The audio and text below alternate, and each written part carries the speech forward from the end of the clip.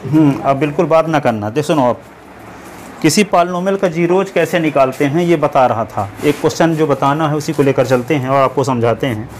ये question number देखो 2.2 का क्वेश्चन नंबर पहले का 6 पार्ट लेकर चलते हैं अभी, फिर जो बचे हैं क्वेश्चन उनको बताए हैं, इसके माध्यम से उनको समझाना चाहते हैं। P X is equal to Saurabh को, तो यहाँ पे 3x² minus X minus 4, 3x² minus X minus 4, इसका जीरोज निकालना है। जीरोज का मतलब क्या होता है, जैसे यहाँ पे P S is equal to लिखा है x माइनस 5, ये तो जानते हो कि s के स्थान पे यदि हम 5 रख देंगे यहाँ तो 5 माइनस 5 तो 0 हो जाएगा। तो s की ऐसी वैल्यू जिसके करस्पॉन्डिंग पॉलिनोमियल की वैल्यू 0 हो वे उस पॉलिनोमियल का जीरो कहलाता है, ठीक है।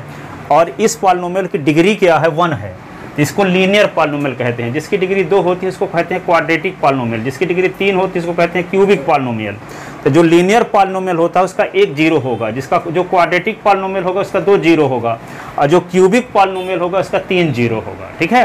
तो ये कौन सा पॉलिनोमियल है, क्वाड्रेटिक पॉलिनोमियल है। क्या है, क्वाड्रेटिक। लीनियर पॉलिनोमियल का जीरो निकालने का तरीका 9th क्लास 2nd चैप्टर में पढ़े थे।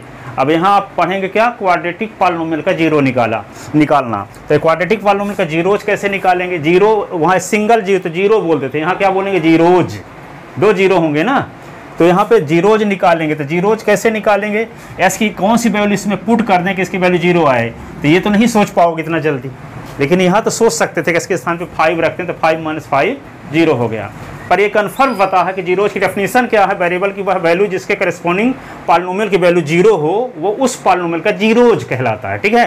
तो यहाँ पे एस की कौन सी वैल्यू पुट कर दें कि इसका आंसर 0 आ जाए, तो ये तो हम जानते नहीं कि कौन सी वैल्यू रखे तो 0 आए। तो इस आंसर को 0 के बराबर रख के और इसको सॉल्व कर दो, तो एस की ऐसी वैल्यू ही निकलेगी जिसको पुट करने से यहाँ 0 आएगा, ठीक है। तो इसको पहले क्या कर दें, पी एस को 0 और 0 रख करके इसको सिंप्लीफाई करें, तो एस की ऐसी वैल्यू निकलेगी जिस वैल्यू को यहाँ पुट करने से 0 आने वाला रहेगा वही वैल्यू ही निकलेगी, ठीक है। तो क्या करेंगे हम, जैसे हाँ इसमें भी देखो, इसको 0 पुट करके s माइनस 5, तो s की वैल्यू निकालोगे तो क्या s minus 5 is equal to 0, तो s की वैल्यू 5 आ ही रहा है, ठीक है।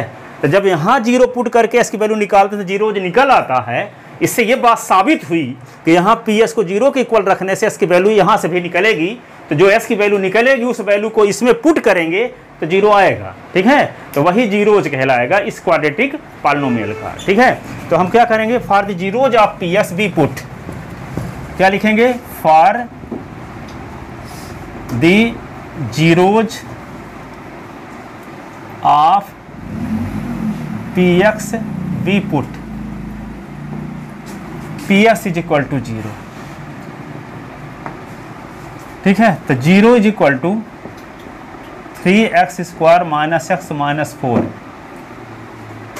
तो 3x² minus X minus 4 is equal to 0, ये आ गया।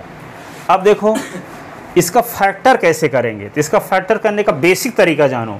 x² का कोफिशिएंट क्या है, 3, और कांस्टेंट टर्म क्या है यहाँ, -4, दोनों को मल्टीप्लाई कर दो, क्या आएगा, -12।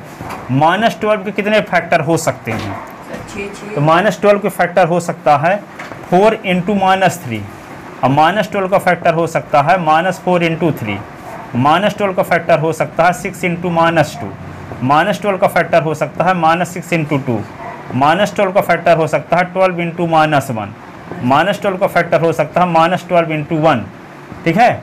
अब यहाँ पे देखते क्या है कि 4 और -3 को जोड़ोगे तो +1 आया, -4 और 3 को जोड़ोगे तो -1 आएगा, और 6 -2 को जोड़ोगे तो 4 आएगा, -6 और 2 को जोड़ोगे तो -4 आएगा, 12 और -1 को जोड़ोगे तो 11 आएगा, -12 + 1 को जोड़ोगे तो -11 आएगा।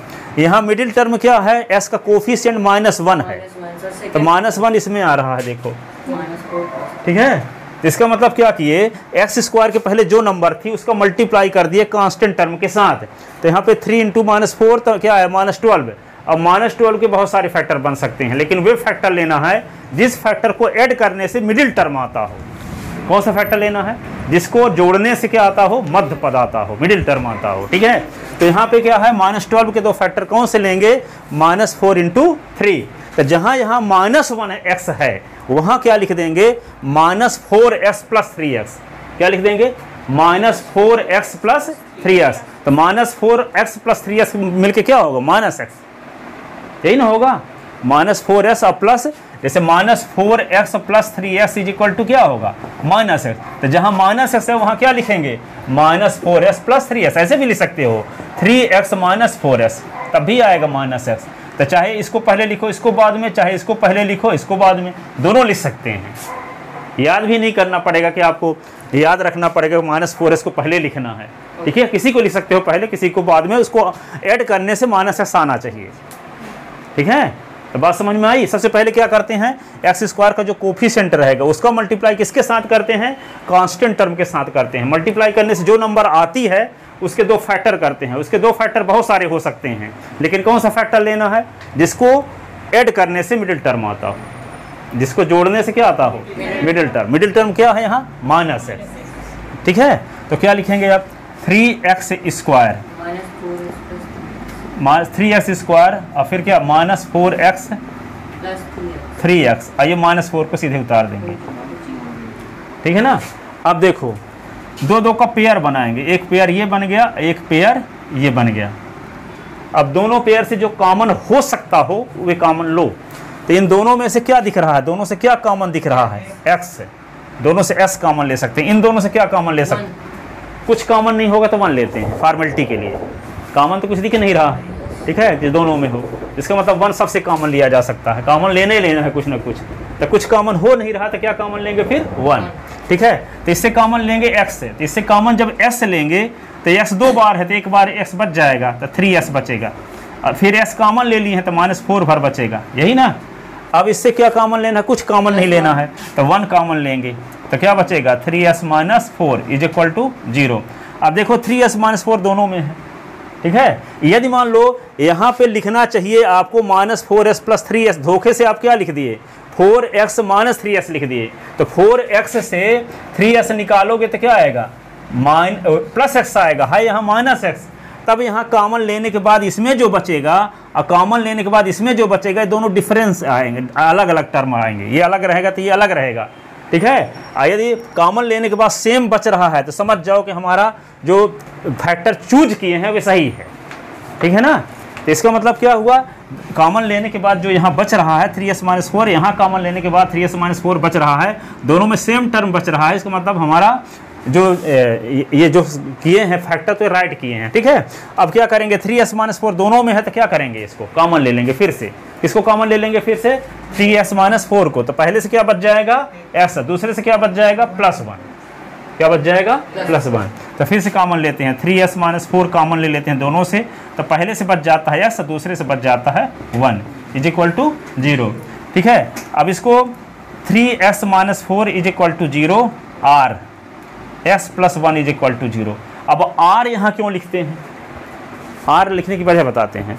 इन दोनों का मल्टीप्लाई 0 कब होगा? जब 2 में से कोई एक 0 हो जाए। 2 नंबर का मल्टीप्लाई 0 तभी होगा जब 2 में से, जैसे मान लो 5 × 0 कर दिया तब भी 0, 0 × 7 कर दिए तो तब भी 0। तो 2 नंबर का मल्टीप्लाई 0 होता है जब 2 में से कोई एक 0 हो, चाहे पहली नंबर 0 हो चाहे दूसरी नंबर। तो ये दोनों फैक्टर का मल्टीप्लाई कंफर्म पता है कि 0 है, तो ये दोनों का मल्टीप्लाई 0 कब होगा? चाहे ये 0 हो जाए चाहे ये 0 हो जाए। इसीलिए लिखते हैं 3s - 4 = 0, r x + 1 = 0, ठीक है? तो दोनों का मल्टीप्लाई 0 हो जाएगा, ठीक है? अब क्या करेंगे? ये -4 को राइट साइड में ले जाएंगे, तो माइनस में है तो उधर जाएगा तो क्या होगा? प्लस है। तो 3s = क्या होगा? 4 r, ये x = +1 को उधर ले जाएंगे तो क्या होगा? -1, ठीक है?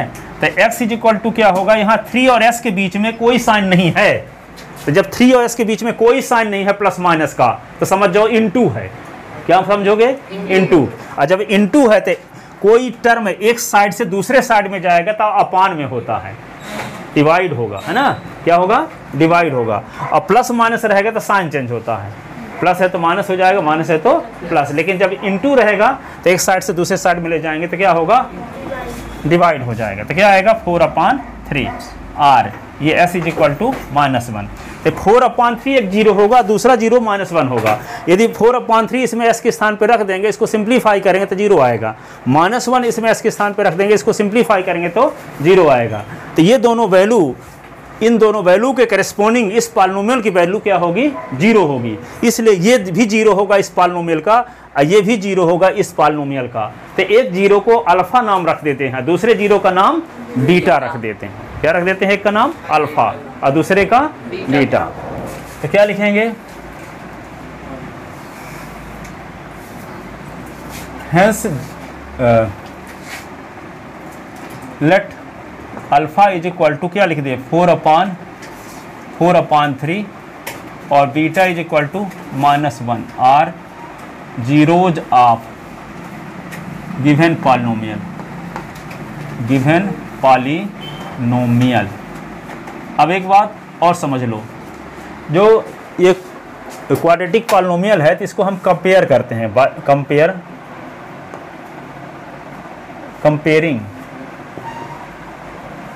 कंपेयरिंग गिवन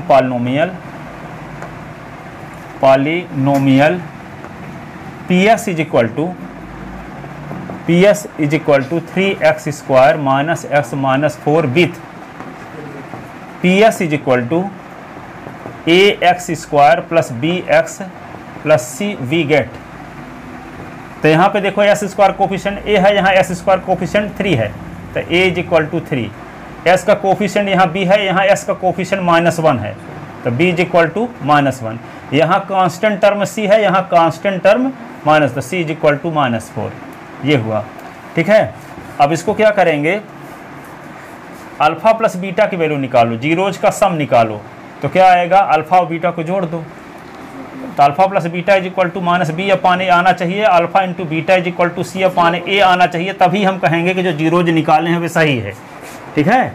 तो अल्फा की वैल्यू क्या है 4 और बीटा की वैल्यू 4/3 है, और बीटा की वैल्यू -1। अब माइनस लिख लो, बी की वैल्यू क्या है, माइनस तो फार्मूले में है, अब बी की वैल्यू क्या लिखोगे, -1 अपान ए की वैल्यू क्या है 3। अब इसके नीचे क्या 4/3 और प्लस और माइनस मिलके माइनस, तो 1/1, ये माइनस माइनस प्लस, तो 1/3। अब 3 और 1 का एलसीएम 3, तो 3 को 3 से डिवाइड तो 1 का मल्टीप्लाई 4 के साथ तो 4, 3 को 1 से डिवाइड तो 3 का मल्टीप्लाई 1 के साथ तो 3 इज इक्वल टू 1/3। तो 4 से 3 निकाल दो, 1/3। इधर भी देखो 1/3, दोनों साइड सेम है कि नहीं, यानी alpha plus beta sum of zeros is equal to -b/a, यानी जीरोज का सम -b/a के इक्वल है। जो सम ऑफ जीरोज है वही -b/a की वैल्यू है, ठीक है। अब यहाँ प्रोडक्ट ऑफ जीरोज किसके इक्वल होना चाहिए, c/a के इक्वल होना चाहिए। तो अब प्रोडक्ट क्या, जीरोज कौन कौन है, 4/3 इंटू बीटा के स्थान पे -1, और c की वैल्यू क्या है -4/3, a की वैल्यू 3, तब 4/3 का मल्टीप्लाई -1 के साथ, तब -4/3 यहाँ लिख सकते हो विच is true,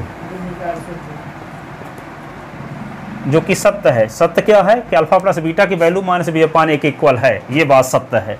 this is also true, यह भी सत्य है, also true.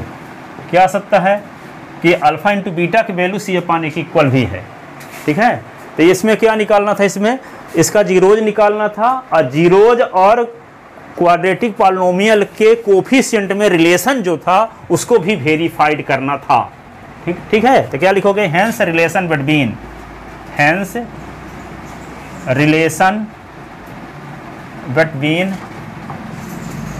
Zeros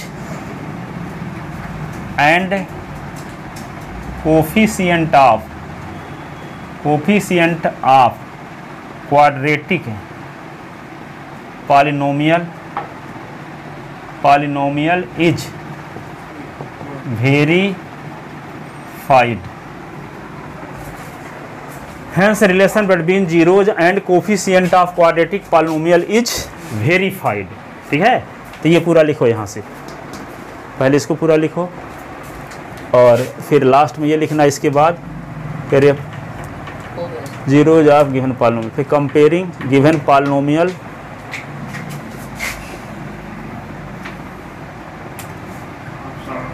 px is equal to 0।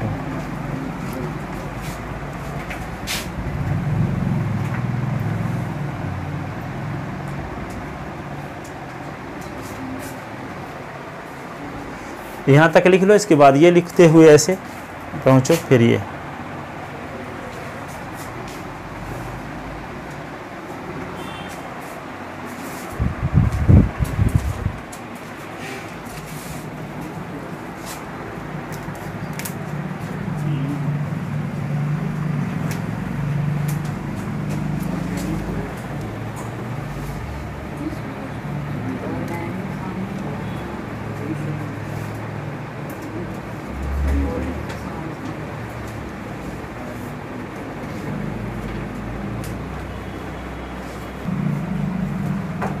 चलो ठीक है, हो गए। क्या रहा है? 1 और 5 = 5, 1 और 6 गलत है। हाँ? गलत। अब देखो क्या गलती आपकी हो गई, उसको भी बता दो। लास्ट में सर जो वो अल्फा बीटा जो जीरोज क्या है ये बताओ। जीरोज है, 1 3 है, 1 2। हाँ ठीक है, ये बल्कि सही है। तो लास्ट वाला होता है, कंपेयर करते हैं। देखो एक और क्वेश्चन बताते हैं, फिर बात समझ में आएगी। For the zeros of P X, for the zeros of P X we put P X is equal to क्या करते हैं 0। यहाँ 0 लिख दो, तो 0 इज इक्वल टू क्या होगा x² - 5s + 6। अब यहाँ देखो Aditya, x² - 5s + 6 is equal to 0। कुछ स्टूडेंट गलती क्या क्या कर सकते हैं इसके बारे में बताता हूँ। जैसे s² कोफिशिएंट 1 है और कांस्टेंट टर्म क्या है 6, तो 1 × 6 इज इक्वल टू क्या होगा 6 है। ठीक है, कुछ स्टूडेंट क्या कर देते हैं कि हाँ ये -5 के स्थान पे क्या लिख देंगे, -6 × 1 कर देंगे और -6 + 1, तो यहाँ पे -6 से s + 1s तक कहेंगे कि यहाँ पे -6s और 1s मिलके क्या होगा -5s होगा कि नहीं होगा। तो इसको इस प्रकार से लिखोगे, तो x² - 6s + 1x और +6 है। तो यहाँ पे देखो इससे कॉमन क्या होगा x है, तो s कॉमन लोगे तो s - 6 है, लेकिन यहाँ 1 कॉमन लोगे तो s + 6 आ गया। इसका मतलब इसमें अलग वैल्यू आ रही है, इसमें अलग वैल्यू आ रही है, तो ये वाला फैक्टर गलत है। अब गलत कहाँ है, कोई बता सकता है? Yes sir. क्या बताओ सर? वहाँ पे वो लिए हैं कॉमन क्या? 5 और 6 जो लिए वो गलत है। तो क्यों गलत है बताओ ना रीजन। सर कॉमन मतलब दूसरा होगा, 3 और 2 होगा। तो ये -6 और 1 क्यों नहीं होगा? -6 से 1 निकाल देंगे तो -5s आ जाएगा। अब आप कहते हो कि -5 के स्थान पे -3 लिखिए, -2 तब भी तो -5 आएगा, और -6 और +1 भी तो -6 आ रहा है, -5 आ रहा है। तो हम ये लिखेंगे, ये क्यों नहीं लिखेंगे, रीजन बताओ।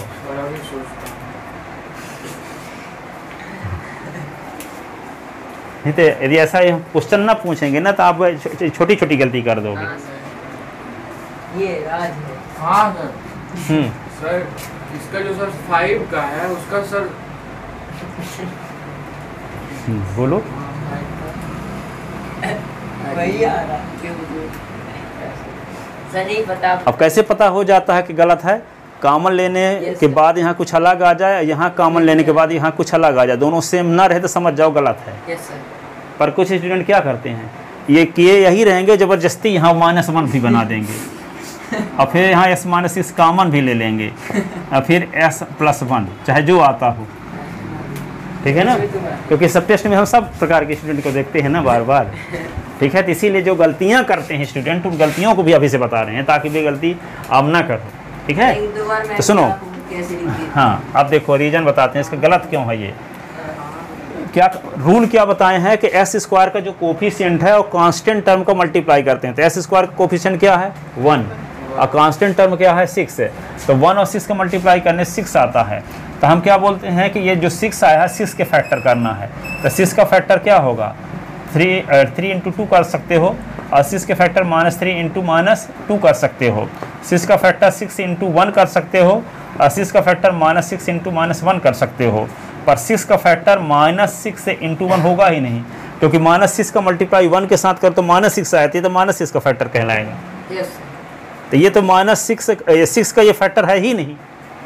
यदि हम 6 के स्थान पे -6 × 1 करेंगे तो ये 6 का फैक्टर नहीं है, तो -6x + 1s तो कर ही नहीं सकते, यहाँ -5s तो आ जाएगा, लेकिन दोनों को मल्टीप्लाई करके 6 आना भी तो चाहिए, तो दोनों को मल्टीप्लाई करने से -6 आ जाएगा।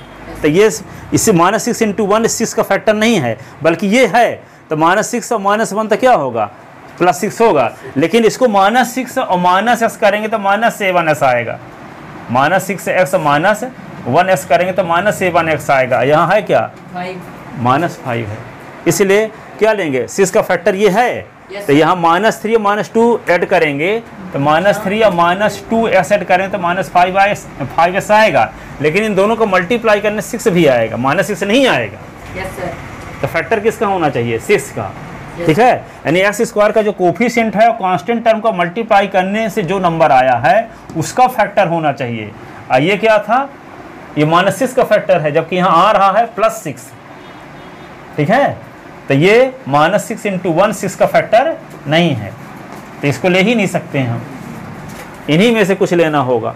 अब इनमें कौन सा लेंगे, दूसरा नंबर लेते, -3 -2 जोड़ें तो -5 आएगा, इसलिए क्या लिखेंगे, अब यहाँ इसको नहीं लिख सकते, अब क्या करेंगे, x² और -5s के स्थान पे क्या लिख देंगे, -3s -2x, -3x और -2x +6 = 0, ठीक है। अब ये पेयर बना, दो का पेयर बनाते हैं, ठीक है। अब इन दोनों से क्या कॉमन लेंगे, x, क्या दिख रहा है दोनों में, x, तो s कॉमन ले लिए तो इसमें एक s बच जाएगा, 2 है तो, यहाँ s कॉमन ले लिए तो 3 बचा। अब इन दोनों से क्या कॉमन लें कि कॉमन लेने के बाद s -3 ही बचे, -1 कॉमन कहता है, तो -1 कॉमन लेंगे तो बचेगा 2s -6 -2। अब यहाँ कुछ लोग दिक्कत रहती है, अब ये पता नहीं क्या कॉमन ले लेते हैं, मान लो 2 कॉमन ले लिए ऐसे, तो ये आएगा 2 कॉमन ले लिए तो क्या कर दिए, तब भी वे ज़बरदस्ती s -3 लिख देंगे, +2 कॉमन लिए हैं तब भी लिखेंगे s -6, ये भी गलती अधिकांश लोग करते हैं। पर यहाँ पे क्या चाहिए, -2 कॉमन लेंगे ना, तो -2 कॉमन लेंगे तो ये प्लस होगा और ये प्लस वाला माइनस हो जाएगा। माइनस कॉमन लेने का अर्थ क्या होता है, जैसे -2s + 6 है, देखो तो इससे -2 कॉमन लेने के बाद बचेगा क्या, आप ये नहीं समझ पा रहे हो कि -2 कॉमन लेने के बाद बचेगा क्या, तो जैसे मान लो a² + ab है, तो इससे a कॉमन लेने के बाद a + b डायरेक्ट नहीं लिख देते, a 2 बार था तो a कॉमन लेते एक बार बचेगा और a कॉमन लेते b बचा, डायरेक्ट लिख देते हैं। लेकिन इसका ओरिजिनल रीज़न ये है कि a कॉमन लेने के बाद a² को भी a से डिवाइड करो, ab को भी a से डिवाइड करो, तो इसको हम लोग दिखाते नहीं है, डायरेक्ट ये लिख देते हैं, ठीक है। तो यदि हम a से डिवाइड करेंगे तो a कॉमन लेने के बाद a × a तब अपान a, तो a कट गया, और ये ab अपान a तो a कट गया यहाँ भी, तो यहाँ a कॉमन लेने के बाद क्या बचा है, a + b। तो हम लोग क्या करते हैं, a² + ab, तो a कॉमन लेने के बाद ये डायरेक्ट लिख देते हैं, ये स्टेप दिखाते नहीं हैं। यदि आप समझ नहीं पा रहे हो तो जो कॉमन ले रहे हो उसका डिवाइड कर दो हर एक टर्म में, नहीं समझ पा रहे हो तो यदि मान लो -2 कॉमन लेने के बाद बचेगा क्या, नहीं समझ पा रहे हो तो यहाँ अलग से लिखते हैं -2s + 6, और -2 कॉमन ले रहे हैं तो -2s को भी -2 से डिवाइड और 6 को भी -2 से डिवाइड, तो ये माइनस भी कट गया, 2 भी कट गया, और ये 2 3 जा और प्लस अपान माइनस होता है, तो -2 कॉमन लेने के बाद माइनस कट गया, 2 कट गया, तो s ना बचा है, और प्लस अपान माइनस होता है, और 2 3 जा तो s -3 बचा, क्या बचा, s -3। इसलिए यहाँ कॉमन 2 लेंगे कि -2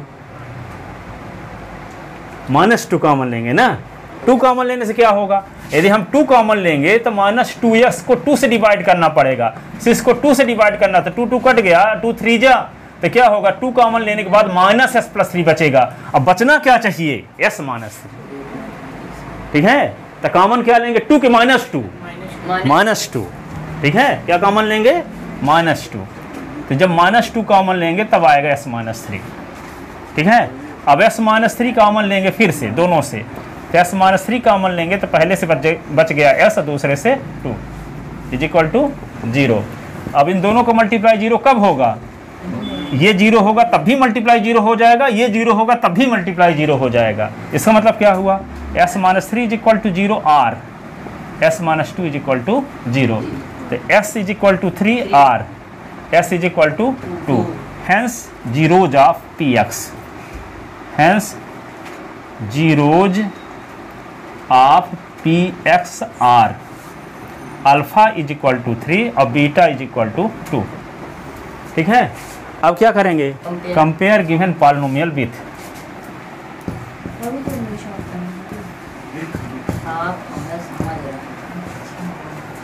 रोज ट्यूशन आना जरूरी है। संडे टेस्ट देने आओगे तो 10वीं पढ़ने के बाद 10वीं तक की मैथ बनने लगेगी। ये नहीं है कि 10वीं भर की बनेगी। 9th 8th क्लास सब पीछे जितना बेस उसका कमजोर होगा ना वो सब बनने लगा। शर्त यही है किसी दिन गैप बंद नहीं करना है।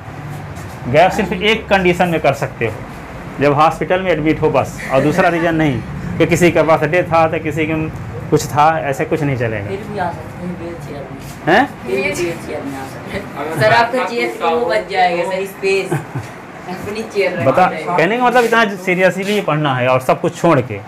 यदि आपको 9900 नंबर लाना है तो कितना सर? 99 या 100 नंबर लाना है फाइनल एग्जाम में तब। हाँ, चलो देखो बस, तो क्या लिखोगे? Compare given polynomial with given polynomial P X is equal to X square minus 5x plus 6 with P X is equal to A X square plus B X plus C. We get, सुनो क्या करें? S square के पहले कौन number है यहाँ? 1 और यहाँ ए, तो ए इज इक्वल टू क्या हो गया? 1। ए इज इक्वल टू 1। एस के पहले बी है तो एस के पहले -5, तो B is equal to -5, C is equal to 6। ठीक है, बट वी नो दैट क्या जानते हो आप? Alpha plus beta is equal to क्या आना चाहिए?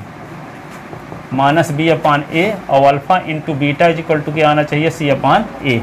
तो अल्फा की वैल्यू क्या है? 3 प्लस 2 माइनस लिखो, b की वैल्यू क्या है? -5, a की वैल्यू क्या है? 1। 3 और 2 क्या होगा? 5, और माइनस माइनस प्लस 5/1 लिखो चाहे ना लिखो। ठीक है, अल्फा की वैल्यू 3 और बीटा की वैल्यू 2, ये c की वैल्यू 6, a की वैल्यू 1, तो 6 इज इक्वल टू 6 है। तो दोनों वैल्यू सेम आ रही, देखो which is to this is also true. अब क्या लिखोगे? Hence relation between zeros and coefficient of quadratic polynomial is verified. लिखो, इसको लिख लो अच्छे से।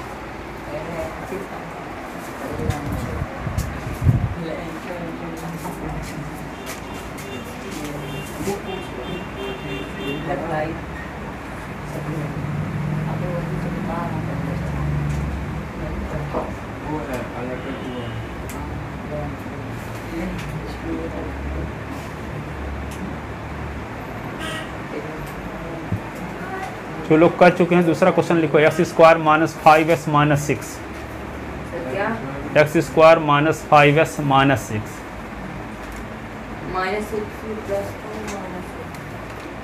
हाँ सर बन जाएगा।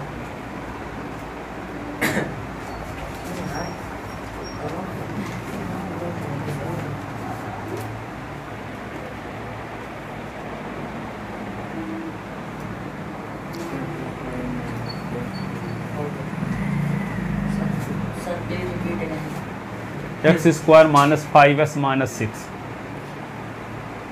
X square minus 5x minus 6।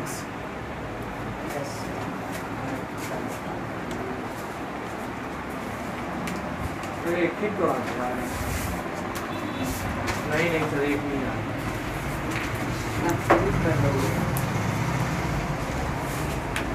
गया।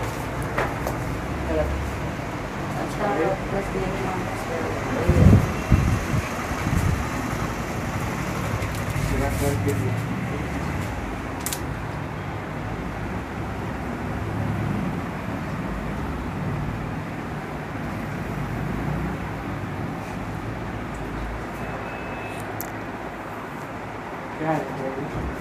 बताता हूँ क्या बोलूं।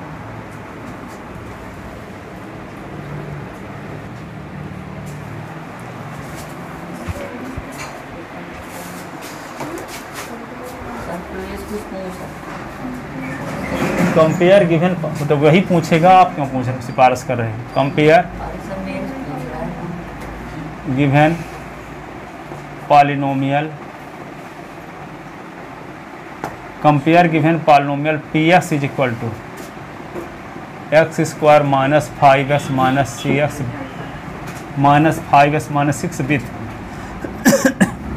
P X is equal to A X square plus B S plus C, we get A is equal to क्या होगा, B is equal to minus 5, C is equal to minus 6। ठीक है, यही है। हाँ हाँ। तो अल्फ़ा प्लस बीटा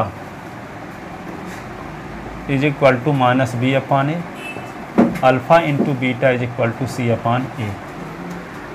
ठीक है, तो अल्फ़ा की वैल्यू क्या है 6 और प्लस बीटा की वैल्यू -1, माइनस बी की वैल्यू, माइनस लिखो, बी की वैल्यू -5, ए की वैल्यू 1, तो 6 minus 1 is equal to minus minus plus, 6 से 1 निकल गया तो 5 is equal to 5, which is true.